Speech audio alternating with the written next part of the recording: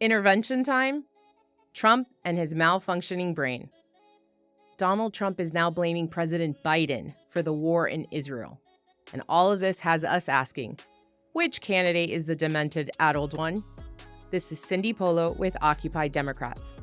Donald Trump's deterioration is so evident and terrifying that it does seem to require frequent updates. Remember, it was only a little over a week ago that Trump twice referenced Obama as president and talked about preferring electrocution over sharks as a method of death, all while slurring his words. We can't tell whether Trump's deterioration is due to some neural condition or a biochemical reaction. We aren't doctors who have examined him, and there is no firsthand reporting of a medical problem. Not that any of Trump's physicians could be trusted. It could be that Trump feels free to be his real self, not having to worry about any criticism, and needs to go further and further out there to please crowds wanting fresh material from their entertainer-in-chief. It's more likely due to deterioration than to some cause of which we are yet unaware. Whatever the basis, something is changing in Trump, and it's happening fast. To fully appreciate the degree, let's hear some normal discourse from a strong president who is leading during a time of global unrest. Please do take a moment to listen, because that is the man that we're assured by Republicans, from Joe Rogan to every MAGA, is transparently weak and out of it. There is nothing weak about this president, and he couldn't possibly be more grounded and correct in stating that hate for one leads to hate for another and another down through the line. Meanwhile, and these videos all come from this week, a week in which hate is everywhere, from Russia to Ukraine, Iran, and Hamas towards Jews. This video of Donald Trump cannot be ignored.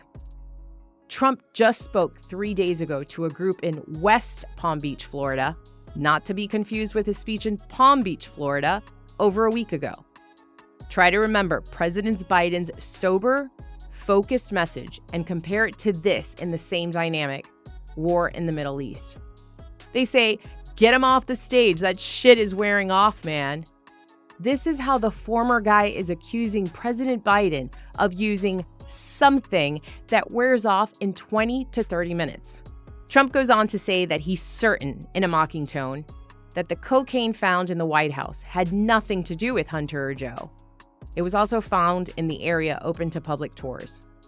This is an obsession that goes beyond normal MAGA conspiracy thinking. Donald Trump saying some even weirder things, which journalist Aaron Ruber of The Public Opinion noted, was pre-recorded and could have been fixed. It was actually possible that no one on Trump's team noticed, and he wasn't quick enough at the time to realize he had just said something monstrous. Republicans eat their young. Even if the teleprompter said, eat their own, that would be a strange way to describe the GOP's political dynamic. The fact that Trump didn't or couldn't realize, as the words came out of his mouth, that he had just said something awful is deeply concerning. Afterwards, the leading Republican presidential candidate's team put out a video in which Trump is recorded as saying that his party does eat their young.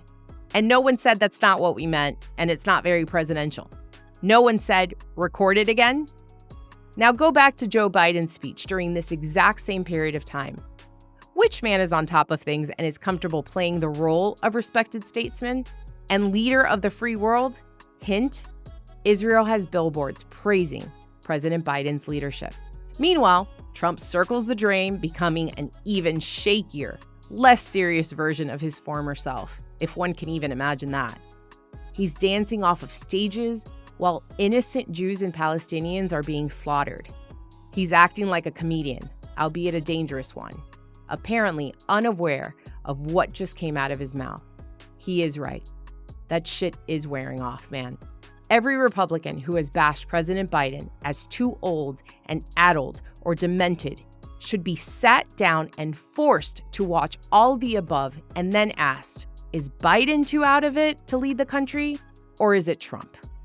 The answer is clear to us. Original news writing in this reported opinion story is by Jason Mishiak, editor-at-large for OccupyDemocrats.com.